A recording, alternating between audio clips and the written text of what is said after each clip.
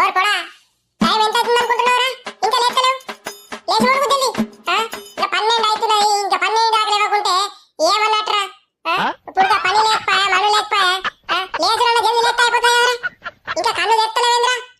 లేస్తా లేకుంటే ఉడుకుడుకుని ఇచ్చి మీరేమంటారా? ఇంకా పక్క పొంట అదేశాన్ని చూసి నేర్చుకోరా. ఆడు మంచిగా గవర్నమెంట్ జాబులు వాడాయని పోయి చదువుకుంటున్నాడు. నీకేమైందిరా? ఎద్దుకెద్దుకు పోయి తిరుగుడు లేకుంటే రోడ్డు మీద పోయి ముచ్చట పెట్టుడు అంత సోపతులు ఆ కథ. లేచి మునుగు ఆ గవర్నమెంట్ జాబ్ కన్నా పోయి చదువుకోపోనాడు. ఏందే అమ్మా పనులుస్తావా లేదే? ఈ బండ కొడతారా పోడా? ఇప్పుడు 6 అవుతుంది అనుకుంటున్నా, 7 అవుతుంది అనుకుంటున్నారా? 12 అవుతుంది టైం. ఇప్పుడు ఏంది మమ్మీ పొద్దుల నీ లొల్లి? లొల్లేంద్రా లొల్లి? తీసి బండ కొడతా ఐక్యతక్క మాట్లాడడం అంటే అక్కయ్య పనులేవు లేకుంటే ప్రిపరేషన్ అనగా గవర్నమెంట్ జాబ్లకి నువ్వు వట్టి ఉంటే మాత్రం నేను తీసి బండకే కొడతా చెప్తున్నా. నేను హైదరాబాద్ పోతున్నా, మరి కోచింగ్ తీసుకున్నా ఆమె చదువుకుంటా. మరి హైదరాబాద్ మనదు ఈయన రూమ్ లో కూర్చొని చదువుకో. నీకు రూమ్ లో పుస్తకాలు ఏమైనా కావాలంటే తెచ్చుకోపో.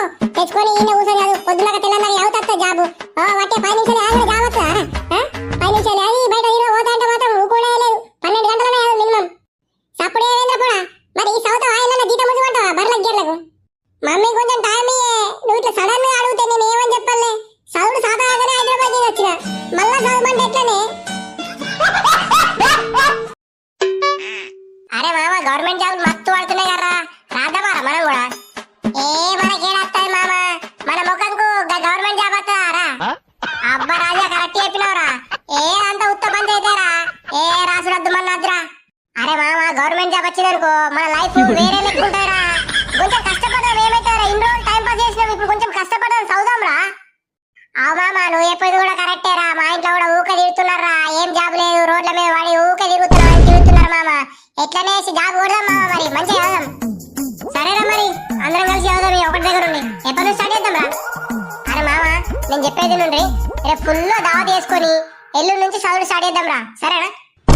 అవు మామ మళ్ళా చదువు స్టార్ట్ చేసినామంటే ఇక దావతుల మీద రోగుండద్ది మనకు. రేపే మస్తు చదువుదాం, తిందాం, అన్ని చేద్దాం. ఇక ఎల్లుండి నుంచి చదువుడే మామ. అరే మంచిగా 1000 రూపాయలు తీసుకొని మన అడ్డకాడికి వచ్చేది అందరూ. అరే మామ 1000 రూపాయలు ఎందుకు? గంటగానం ఎందుకు? నేను తాగేది థమ్స్అప్ కే 1000 రూపాయలు ఎట్లా కలపాలా మామ? అరే మన మొత్తం కలిపితే 5000 అవుతారా?